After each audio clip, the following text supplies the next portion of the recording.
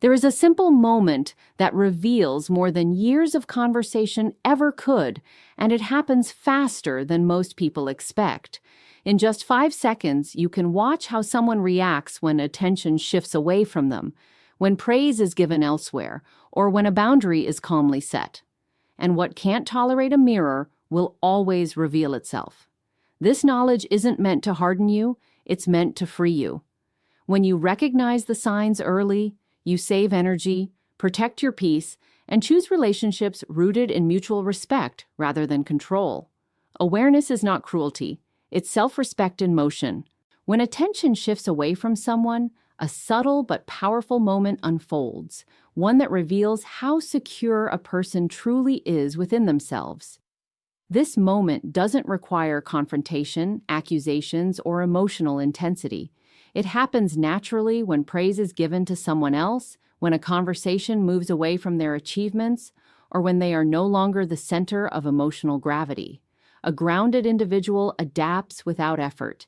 They remain engaged, curious, and emotionally steady because their sense of worth does not depend on constant validation. But when someone relies on admiration to feel stable, the shift feels threatening, and that threat leaks through their behavior almost immediately. You may notice a sudden change in tone, a forced interruption, or a subtle attempt to redirect the focus back to themselves. Sometimes it appears as dismissive humor, a cutting remark, or a story that conveniently tops whatever was just shared. Other times it shows up as withdrawal, visible irritation, or an exaggerated display of disinterest meant to punish the moment for not revolving around them. These reactions are not random. They are instinctive responses to a perceived loss of control, and they surface before the person has time to mask them. This is why observation is so important. When you are no longer trying to impress, soothe, or explain, you begin to see behavior clearly. The 5 seconds after attention shifts are especially revealing because they bypass rehearsed charm. In that brief window, authenticity shows itself. Someone who values connection will allow space for others to shine. Someone who values dominance will feel unsettled by it. This isn't about labeling or diagnosing, it's about recognizing how you feel in their presence during those moments. Do you sense tension where there should be ease? Do you feel subtly corrected, minimized, or pulled back into orbit? Many people miss this sign because they've been conditioned to ignore it. They excuse the behavior, tell themselves they're being sensitive, or rush to rebalance the attention to keep things comfortable. But every time you do that, you teach yourself not to trust your perception. When you resist the urge to fix the moment and simply watch, clarity grows. You realize that respect doesn't require competition, and genuine confidence doesn't need an audience at all times.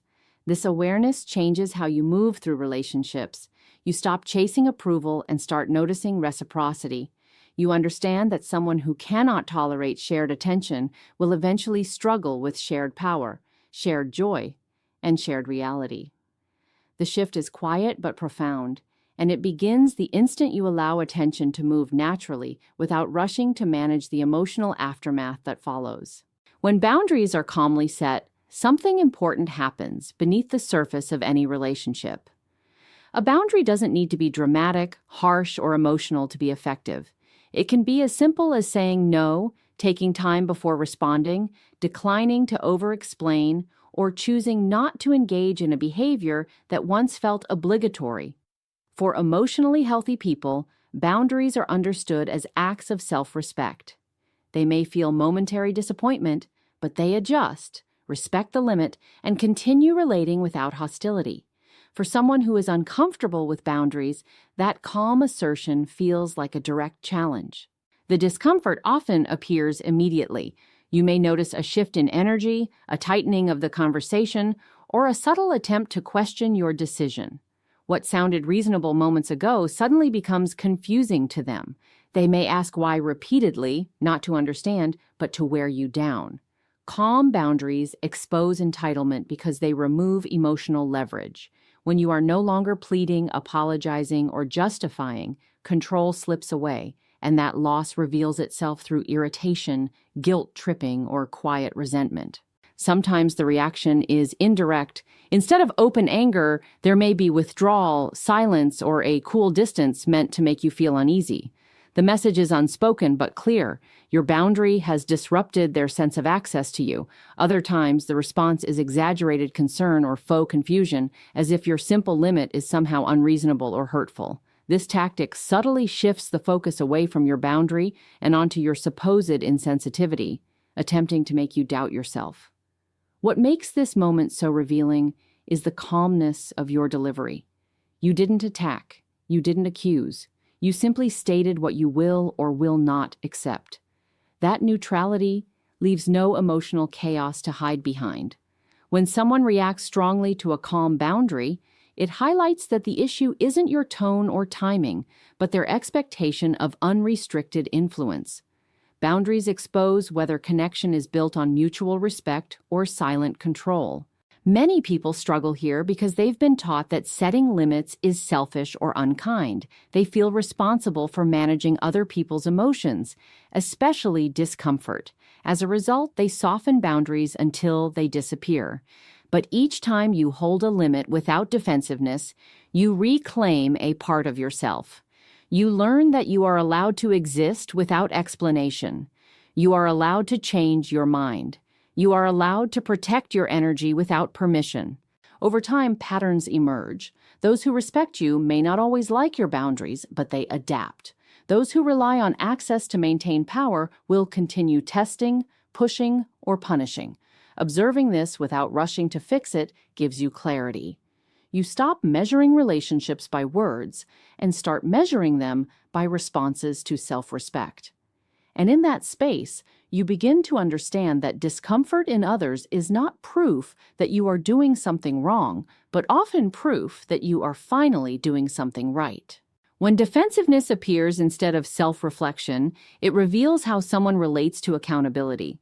Self-reflection requires inner stability. It means being able to pause, consider feedback, and examine one's behavior without experiencing it as an attack.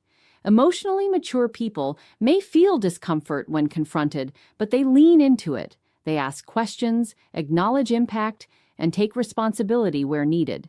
Defensiveness, on the other hand, is a reflex that emerges when someone feels internally threatened by even the slightest implication of imperfection.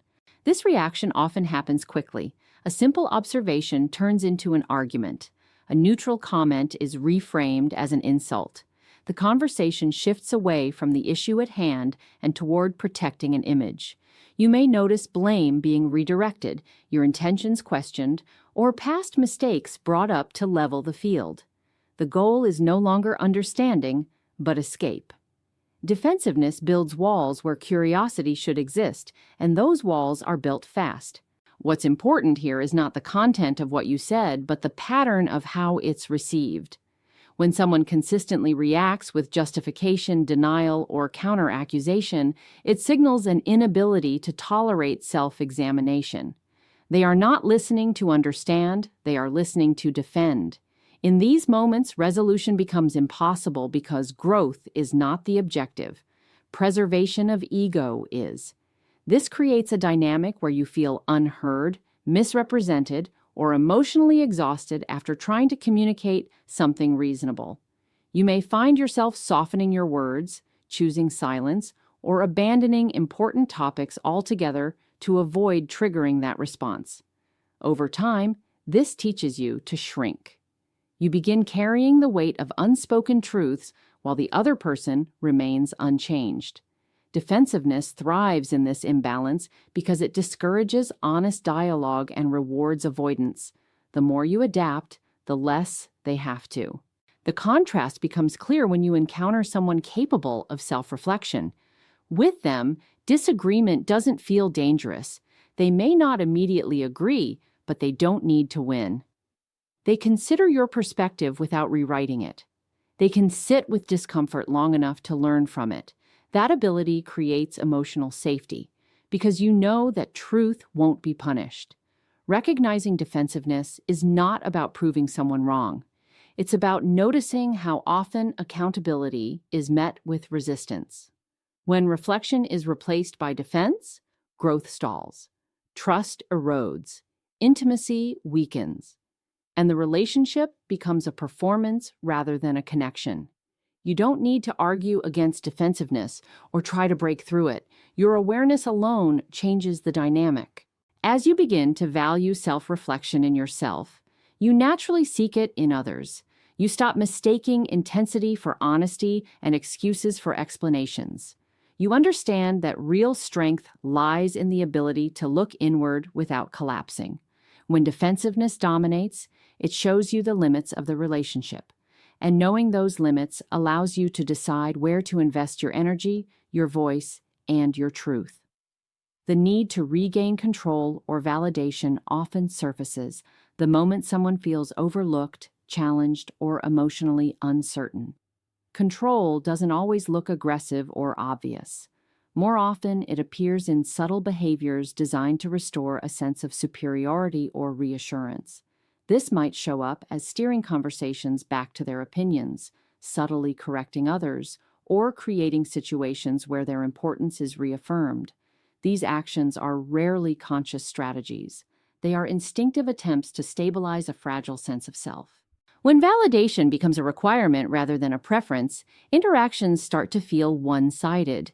You may notice that your achievements are acknowledged briefly before being overshadowed, or your experiences are met with comparisons rather than curiosity. The underlying message is clear. Attention must return to them. Control and validation are closely linked because validation provides emotional control. When someone relies on external affirmation to feel secure, they may manipulate situations to ensure they remain central and influential. This need intensifies when they sense independence in others. Your confidence, boundaries, or emotional detachment can trigger attempts to pull you back into alignment. Suddenly, there may be increased advice, unsolicited opinions, or manufactured urgency. These behaviors are designed to re-establish relevance and authority. What's telling is not the behavior itself, but the timing. The shift often follows moments when you assert yourself or stop seeking approval. You might feel pressured to reassure, compliment, or explain yourself to smooth the interaction. Over time, this creates a dynamic where peace depends on your willingness to provide validation. The relationship subtly trains you to prioritize their emotional comfort over your own authenticity. Control thrives in this space because it is reinforced through compliance. Each time you give in, the pattern deepens. Healthy relationships do not require constant proof of worth. Validation flows naturally and reciprocally. There is space for disagreement without withdrawal of affection or respect. When someone consistently needs to regain control after feeling uncertain, it signals insecurity rather than strength. This doesn't mean they are intentionally harmful, but it does mean the relationship will revolve around managing their emotional state. Awareness disrupts this cycle. When you stop feeding the need for control, the imbalance becomes visible. You may notice increased attempts to provoke reactions, test loyalty, or create doubt. These are not signs that you are doing something wrong. They are signs that the usual methods of influence are no longer working. Remaining calm and consistent in these moments protects your sense of self. Understanding this pattern helps you detach from unnecessary guilt. You realize that someone else's need for validation is not your responsibility. You can offer respect without surrendering autonomy. You can be kind without becoming controlled. The moment you stop confusing compliance with connection, you reclaim your agency. And in that space, you begin to choose relationships that are grounded in mutual empowerment rather than silent power struggles. When silence or neutrality triggers irritation, it reveals how much someone depends on emotional engagement to feel secure.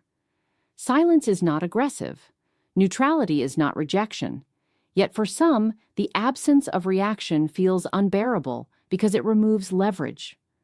When there is no emotional response to provoke, mirror, or manipulate, the dynamic shifts. You are no longer feeding the interaction with energy, and that lack of stimulation exposes underlying discomfort. Irritation often appears quickly. A calm pause is met with probing questions, sarcasm, or an attempt to stir emotion. You may notice comments designed to provoke defensiveness or guilt, as if your neutrality is somehow offensive. This reaction highlights an expectation that you should always respond, reassure, or react in a predictable way. Silence disrupts that expectation, and disruption creates unease. For emotionally balanced individuals, silence is simply space. It allows for thought, regulation, and respect for boundaries.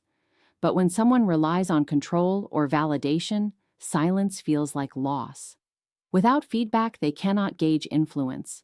Without reaction, they cannot steer the interaction. This can lead to escalating behavior meant to force engagement. What starts as mild irritation can turn into impatience, accusation, or exaggerated emotion. You may feel pressure to fill the silence, to explain your calm, or to prove that nothing is wrong. This is where the pattern becomes clear. The discomfort is not about miscommunication, it's about losing access to your emotional labor. Neutrality exposes how often you've been expected to perform emotionally to keep the relationship stable. When you stop performing, the imbalance surfaces. Many people mistake this irritation as concern. They assume the other person is simply anxious or misunderstood. But true concern invites conversation without coercion. It allows space without punishment. Irritation, on the other hand, demands response. It treats your silence as a threat rather than a boundary. This distinction matters because it shows whether connection is based on mutual respect or emotional dependency. Holding neutrality requires self-trust. It means resisting the urge to soothe discomfort that isn't yours. It means allowing others to manage their own emotions without rushing in to regulate them. This can feel uncomfortable at first, especially if you've been conditioned to equate responsiveness with kindness. But neutrality is not coldness. It is clarity. It communicates that you are present without being available for manipulation. Over time, you begin to notice how peace changes the dynamic. Those who respect you may ask what you're thinking, but they won't demand it. They won't punish your calm. Those who become irritated reveal their reliance on reaction rather than connection. This awareness empowers you to choose how much access you give and when. Silence becomes a tool of discernment rather than avoidance. By honoring your right to pause, you reclaim your emotional autonomy. You learn that you don't owe constant explanation, reassurance, or engagement. And as you grow comfortable with neutrality, you create space for relationships that can breathe without tension, survive without constant stimulation, and exist without needing you to be anything other than grounded in yourself. Trusting patterns of behavior over charming words is one of the most grounding skills you can develop. Words are easy to shape. They can sound convincing, reassuring, even inspiring. Behavior, however, requires consistency, effort, and alignment over time. When someone's actions repeatedly contradict what they promise, those contradictions are not accidents. They are information. Patterns form quietly, and they reveal truth more reliably than any declaration ever could. Charm often appears strongest at the beginning or after conflict. Apologies may sound heartfelt, explanations may seem logical, and promises of change may feel sincere. In those moments, it's tempting to focus on intention rather than impact, but intention cannot replace accountability. When the same behaviors resurface despite repeated conversations, the pattern is speaking. Trusting that pattern does not mean you are cynical. It means you are observant. Many people struggle here because they want to believe the best. They remember the kind words, the moments of connection, the potential they see. They tell themselves that circumstances will change, that stress is the cause, that next time will be different. Meanwhile, the behavior remains unchanged. Over time, this creates confusion. You start questioning your memory, your expectations, even your perception. That confusion is often sustained by words that soothe in the moment but fail to translate into action. Behavior shows priorities. It reveals what someone is willing to do when it matters, not when it's convenient. Consistency demonstrates respect. Inconsistency paired with charm creates emotional instability. You may feel drawn in by reassurance only to feel disappointed again when actions fall short. This cycle trains you to focus on hope instead of evidence. Breaking this pattern begins with observation rather than confrontation. You don't need to argue with someone's words or expose contradictions out loud. You simply take note. You compare what is said with what is done. You notice how often follow-through occurs, how responsibility is handled, and whether effort is sustained without reminders. Over time, the picture becomes clear. Trusting behavior also means trusting yourself. It means allowing your lived experience to carry weight. If something feels inconsistent, it probably is. If respect is promised but not practiced, that gap matters. You don't need perfect behavior, but you do need honesty in action. Growth shows up in changed patterns, not repeated explanations. As you shift your focus from words to behavior, your standards naturally rise. You become less impressed by charm and more grounded in reality. You stop negotiating with potential and start responding to what is actually happening. This doesn't make you cold, it makes you discerning. You begin to value peace over persuasion and stability over excitement. In this space, clarity replaces confusion. You no longer wait for words to align with hope. You let behavior tell the story. And when you trust that story, you free yourself from cycles that rely on promises rather than proof, and you open the door to connections that are built on consistency, integrity, and lived truth rather than beautifully spoken intentions. When you step back and observe without defending, fixing, or over-explaining, everything becomes clearer. You begin to recognize that truth is not hidden in dramatic moments, but in small, consistent reactions that repeat themselves over time.